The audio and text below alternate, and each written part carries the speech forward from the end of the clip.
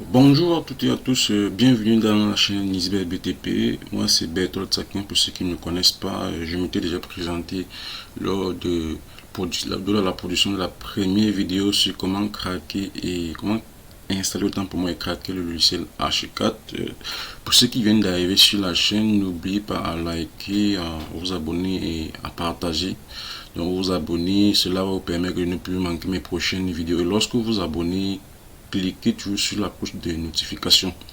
Donc, pour ceux qui viennent d'arriver, je vous prie d'aller regarder les deux précédentes vidéos que j'ai déjà publiées. Car si ce que vous venez d'arriver et que vous n'avez jamais touché le logiciel, vous n'avez jamais eu à travailler sur le logiciel, vous aurez quand même des difficultés à démarrer. Donc aujourd'hui, je vais vous entretenir sur l'outil mur. Je vais vous montrer tout ce qui concerne l'outil mur et tout ce qu'on peut faire avec. Donc moi j'utilise ici la version H424.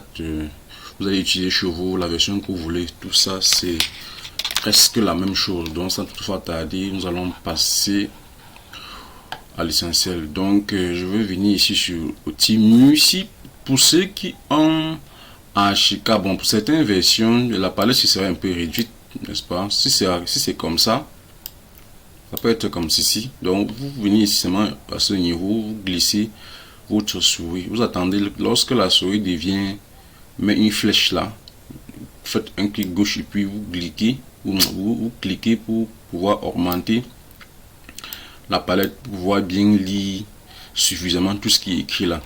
Donc c'est dans cette palette là qu'il y a l'outil mur. Donc vous venez vous double cliquer sur l'outil mur, soit vous pointez et puis vous venez ici double cliquer, c'est la même chose, ou bien soit vous double cliquez directement sur l'outil mur, c'est la même chose.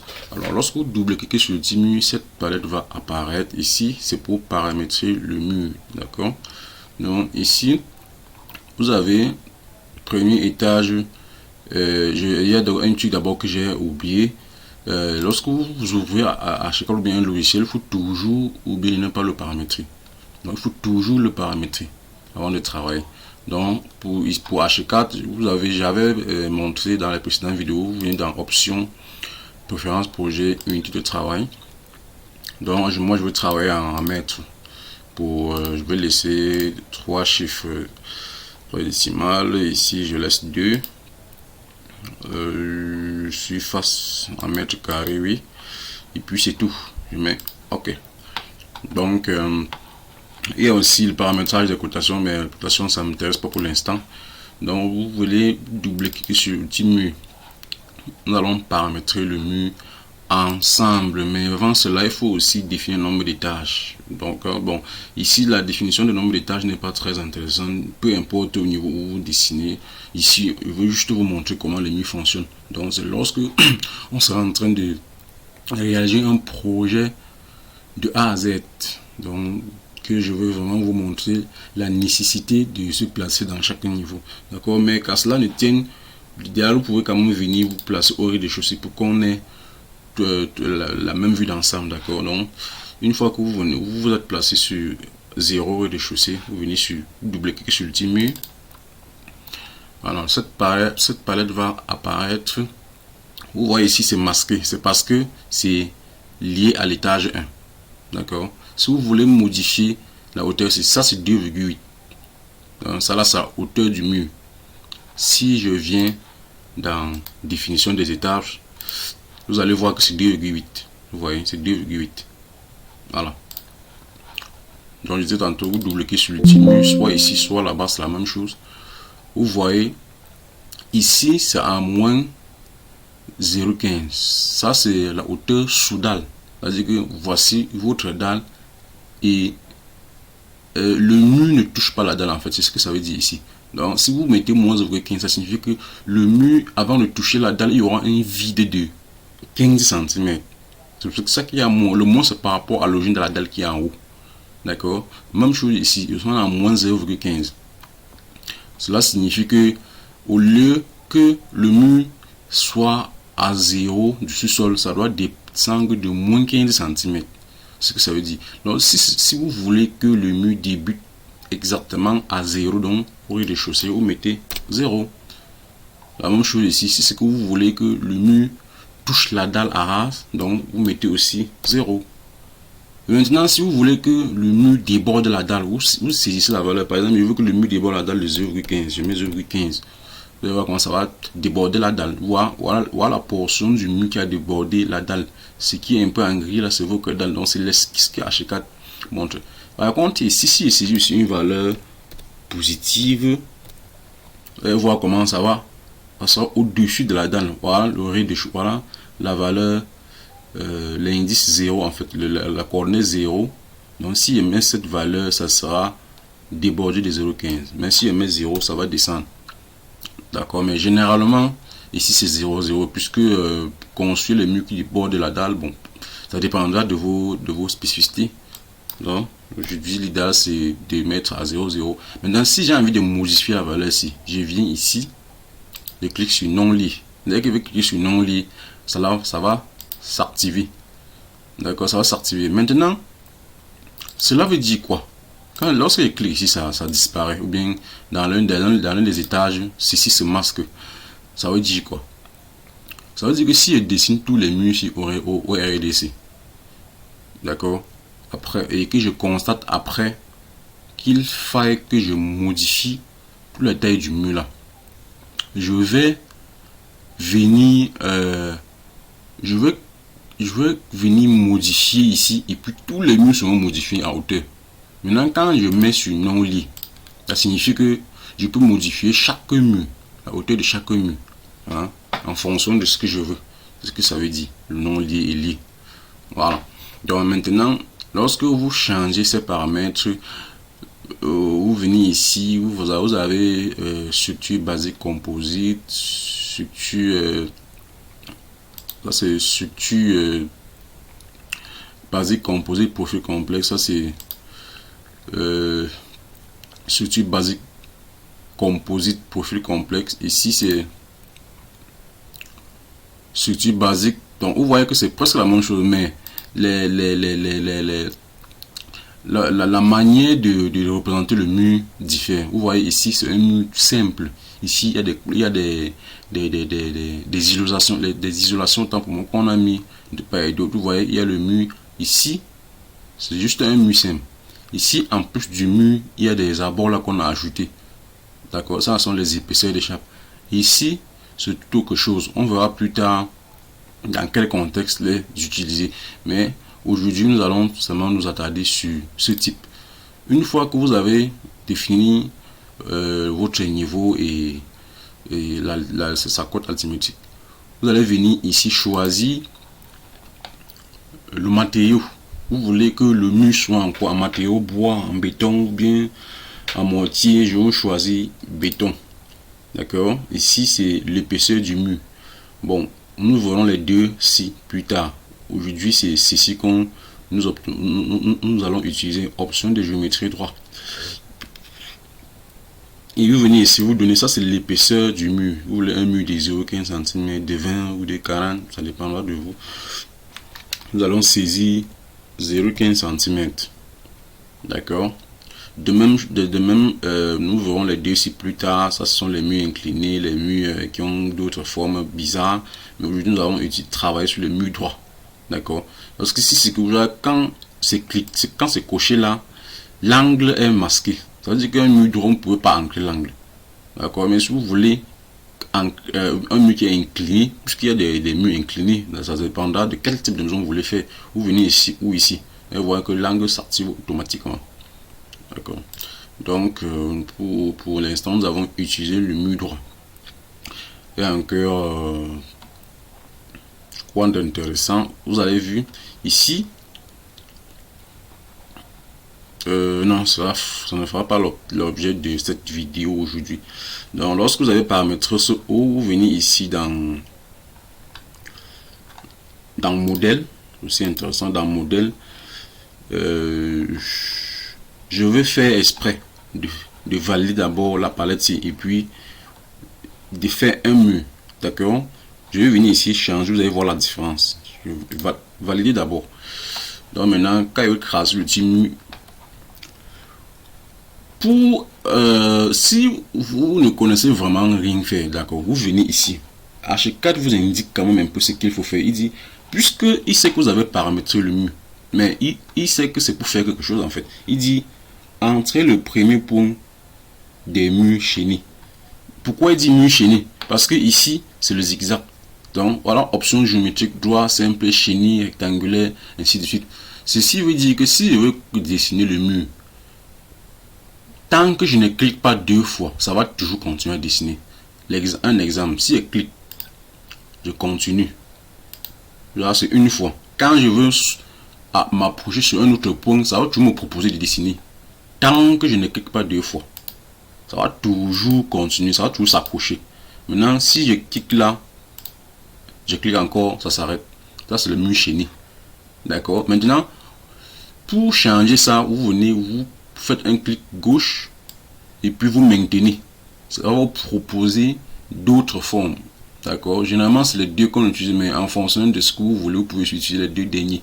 Donc, si je pose ici, ça ce sera, vous verrez comment il a changé directement ici, entre le premier point du mur. Ça signifie que si entre le premier point du mur, il va me demander d'ancrer le deuxième point. Il dit mur, compléter mur. Voilà. Là, si je clique une fois, j'aurais déjà fait le mur. Pourtant, avec l'option ci, vous pouvez dessiner autant de fois que vous voulez. Maintenant, pour faire la finalisation, il faut cocher 2 fois. Voilà. Maintenant, ça c'est un mur simple que nous avons fait. Ça c'est un mur chaîné. Un mur chaîné, pourquoi? Parce que nous avons dessiné en plusieurs chaînes. Maintenant, comment faire pour supprimer le mur? J'avais à montrer dans la vidéo précédente. Vous faites d'abord sur échappe. Quand on va faire sur échappe, faites d'abord échappe. Quand vous faites échappe, vous allez voir la valeur, la forme du curseur va changer. Lorsque vous allez vous approcher sur le mur, ça change. D'accord. Quand cette forme, ça signifie que vous pouvez sélectionner. Et donc, vous sélectionnez, vous faites un clic gauche et puis vous faites sur delete. Le mur part. Bon, si c'est que vous voulez que le même mur apparaît, vous venez ici, le mur va apparaître. D'accord.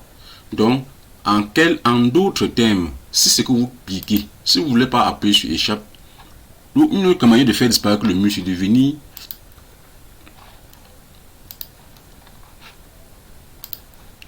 ici, cliquer. Et si vous voulez encore que le mur apparaisse, vous venez ici. Mais les meilleurs les plus adéquats pour supprimer un mur, c'est de sélectionner et de le supprimer. Ça, c'est la première façon pour supprimer un mur. C'est de le sélectionner et d'appuyer sur delete. L'autre façon, c'est de sélectionner, de faire une zone de balayage. Vous cliquez puis vous maintenez. Vous faites une zone de balayage. Ce mode de sélection, lorsque vous touchez uniquement une partie du mur, le mur ne sera pas sélectionné. D'accord. Lorsque vous faites de la gauche vers la droite, vous voyez, si elle lâche, le mur ne sera pas sélectionné. Mais pourtant, si vous voulez que le mur soit sélectionné, il faut entourer tout le mur. Donc, il faut que la zone de sélection, la zone de flèche, soit entourée par le mur. Donc, il faut que ça entoure tout le mur. Lorsque vous quittez de la gauche vers la droite. D'accord. Maintenant, lorsque vous quittez maintenant de la droite vers la gauche, dès que vous touchez le bord d'un élément et que vous lâchez, tout l'élément sera supprimé. C'est ça la différence entre les deux. D'accord. Et puis vous appuyez sur delete. Lorsque vous avez fait un mur et que vous voulez voir sa représentation en 3D, vous voulez sur 3D tout, vous cliquez, vous allez voir, c'est rien affiché, mais c'est là, vous dézoomez. D'accord. Et puis vous zoomez, vous allez voir, voilà notre mur en 3D. Maintenant, pour faire roter, pour voir toutes les faces, vous venez ici sur cette flèche qui tourne sur elle-même, orbite. Vous cliquez, vous pointez là. Lorsque vous voyez que le curseur a changé, j'appuie sur échappe, vous allez voir comment le curseur va changer de forme. D'accord. Quand c'est comme ça, vous ne pouvez pas roter. Pour pouvoir roter, vous venez ici, vous cliquez. Vous voyez, ça a changé de forme. Maintenant, vous cliquez sur l'espace, vous tournez comme vous voulez. Vous dézoomez, vous zoomez, vous pouvez tourner, vous voyez les faces, toutes les faces, vous zoomez, vous dézoomez. D'accord, vous voyez que j'avais choisi un type béton. C'est vraiment un béton. H4 donne vraiment des rendus 3D, je vais dire des représentations 3D parfaites. C'est comme si c'était le terrain. C'est là où le seul niveau, le seul niveau où H4 dépasse vite, c'est au niveau de la 3D. son BIM est très puissant en 3D en fait. Donc c'est vraiment beau et vraiment réaliste. Donc nous allons rentrer. Mais il y a généralement, vous aurez le problème de l'affichage 3D. S'il arrive que sur votre écran, par exemple, il n'y a pas 3D tout, comment est-ce qu'il faut faire pour afficher la 3D? Simple, vous faites seulement un clic. Vous faites seulement un clic droit. Vous venez ici, afficher tout en 3D. Quand c'est comme ça, vous affichez tout en 3D. Ben maintenant, si vous avez plusieurs murs, plusieurs choses que vous avez dessinées, donc vous voulez seulement une partie soit en 3D, vous venez sur zone de sélection, vous sélectionnez l'élément et puis vous venez, vous faites un clic droit, afficher zone de sélection, afficher sélection, zone de sélection en 3D. C'est uniquement la zone qu'on a sélectionnée qui sera affichée en 3D. D'accord? Vous allez voir, vous allez constater que notre mur est coupé. C'est coupé, c'est relatif à ce qu'on a coupé ici. Regardez, il y a 1, 2, 3, 4 portions qui ne se représentent pas. D'accord, et maintenant pour quitter, vous appuyez seulement sur échappe. Voilà. Donc pour m'expliquer, je vais encore faire un autre mur.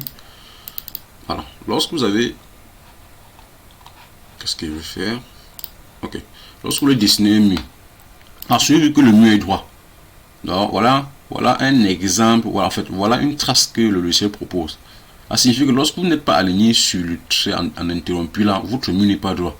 Là, c'est la première chose qu'il faut savoir que le mur n'est pas droit. La deuxième chose, c'est d'observer les zigzags aux abords des murs. Vous voyez comment c'est sous forme de zigzags. Maintenant, si je pointe, si mon QC est sur l'alignement de ce trait interrompu, le mur devient tout lisse. Ça signifie que vous êtes parfaitement aligné et puis vous pouvez dessiner votre mur. Lorsque vous aimez voir le type d'achute que le logiciel propose, vous pouvez sélectionner puis changer le type d'achute. Ça m'intéresse pas, ce n'est pas important pour moi en tout cas. Donc une fois, si vous avez dessiné un mur, comment peut-être faire si c'est que j'ai peut-être un mur de 30 mètres, peut-être 30 mètres, un exemple que je prends, et que je veux l'allonger. Donc je le sélectionne, il y a une palette qui va s'afficher. Quand je sélectionne, je clique sur l'un des points noirs là. Ici, il y a une palette qui va s'afficher. Vous allez voir ici, vous venez ici, il dit étirer. Si je clique sur ça, ça va étirer la longueur du mur. Vous allez voir, vous voyez. Donc je peux augmenter la longueur.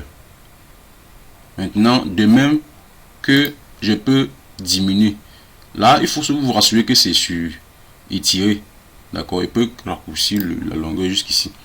Maintenant, si c'est que je vais faire une translation, je fais clic droit, déplacer, translation. Donc je translate, je porte mon mur d'un point à l'autre. D'accord, voilà. Maintenant, si je fais une translation et copie, c'est-à-dire je veux, comme j'ai translaté, je veux qu'une copie reste. Toujours clic droit, déplacer, et puis je viens dans translation et copie. Quand je veux porter ce mur pour mettre ici, bien n'importe où, c'est pas obligé que ça soit aligné, pour mettre n'importe où, la copie va rester. D'accord. Maintenant, si je veux faire une translation et copie multiple, c'est-à-dire je translate, je copie, mais je copie plusieurs fois, parce que translation et copie ça perd le temps. S'il fallait que je fasse la translation et copie peut-être 10 fois le même mur, vous voyez, faire un truc 10 fois, ça serait pénible. Donc l'idéal ce serait d'aller sur déplacer puis aller dans translation avec copie multiple. Donc si je clique, je peux copier mon mur autant de fois que je veux. Autant de fois que je veux. Lorsqu'on n'appuie pas sur échappe, ça ne peut jamais s'arrêter. C'est une boucle infinie. Je peux copier mon mur autant de fois que je veux. Et puis appuie sur échappe. D'accord, voilà ce que j'ai fait. Alors maintenant, pour supprimer ou sélectionner, comme je vous ai dit, et puis échappe. D'accord, voilà. Alors maintenant, si vous voulez maintenant changer la texture du mur, s'il n'est pas en 3D, vous allez voir.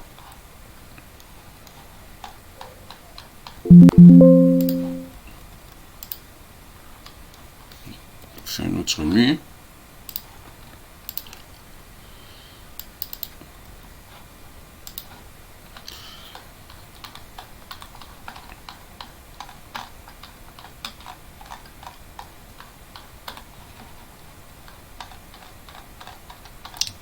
Ah oui, elle a disparu. Donc je vais fermer ici. Et je vais fermer et puis je vais aller à afficher tout en 3D. D'accord, c'est l'idéal. Voilà, voilà notre mur là. Vous voyez, ça a uniquement la couleur en béton. D'accord, maintenant je veux changer, on va changer sa texture. Donc vous allez soit vous restez là où vous le sélectionnez en 3D, vous venez ici. Vous allez maintenant dans modèle, comme je vous avais dit. Vous voyez ça en enduit blanc. Vous voyez ça en enduit blanc. Vous avez l'impression que c'est pas en blanc, c'est parce que c'est la position du soleil. D'accord. Si vous positionnez vraiment, je vais vous montrer plus tard comment on positionne le soleil dans H4. Vous positionnez vraiment le soleil dans un bon endroit, vous allez voir comment ça va vous renvoyer l'effet du blanc. En fait. Donc je vais sélectionner, on va mettre la peinture qui va être bien visible. Donc je vais venir ici. On peut mettre par exemple déco cuir noir. Pour la première couche, la deuxième couche, je mets déco tissu rouge. Troisième couche, je mets peut-être, je sais pas moi, vernis jaune, un exemple. C'est pour voir distinguer, voir bien la différence.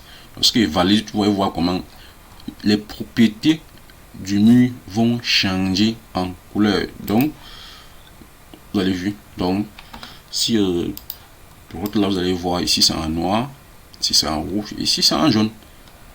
D'accord. Si je veux que tout soit en jaune ou bien en rouge, je sélectionne mon mur. Ça peut dire que vous sélectionnez le mur en 3D, ou peut venir en 2D. Vous sélectionnez le mur avant de travailler.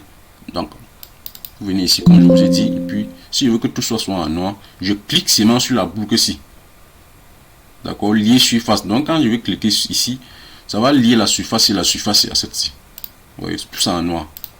Donc, maintenant, si il n'y a pas en 3D, voilà, tout va changer. Donc, c'est un peu ça. Vous pouvez toujours modifier les choses en 3D. Hein. Donc, vous pouvez cliquer en 3D et puis décider augmenter la taille du mur. Vous venez ici, ouais, étirement hauteur. Donc, si j'augmente, vous voyez comment la hauteur du mur va augmenter. C'est la même chose pour réduire et c'est la même chose aussi pour augmenter sa largeur. Je viens ici.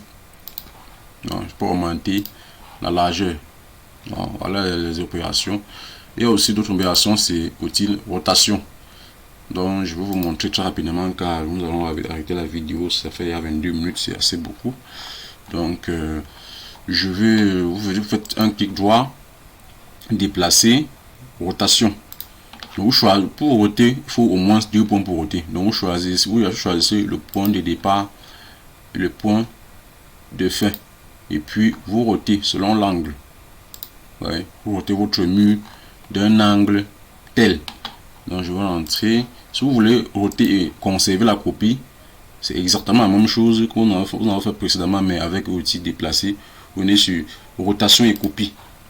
Vous définissez 2 points à partir des points noirs. D'accord. Vous cliquez. Le second point, ce n'est pas obligé que ce soit sur le point noir. Vous pouvez cliquer n'importe où. Mais il faut que le point soit aligné.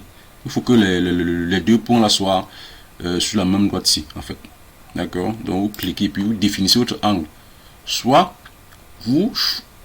vous tournez l'angle de ma valeur, vous pouvez entrer la valeur. Je veux que ce soit à 45 degrés. Je tape 45 et puis ok.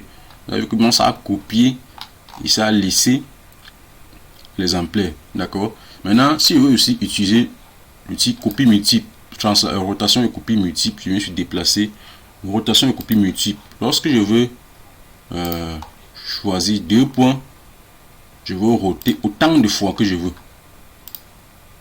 D'accord. Tant de fois. Lorsque je double-clique, voilà ce que j'ai fait. Puis par le en 3D, vous allez voir ce que ça propose. D'accord. Il faut que j'active. Voilà. Vous voyez ce que ça a proposé. Donc, merci d'avoir suivi la vidéo. Nous allons arrêter là aujourd'hui. N'hésitez pas à liker, à vous abonner et à partager. Activez la cloche des notifications pour ne plus manquer mes prochaines vidéos car nous publions ici presque tous les jours. Donc, c'est une formation complète donc, pour vous proposer sur H4. Après, nous allons passer à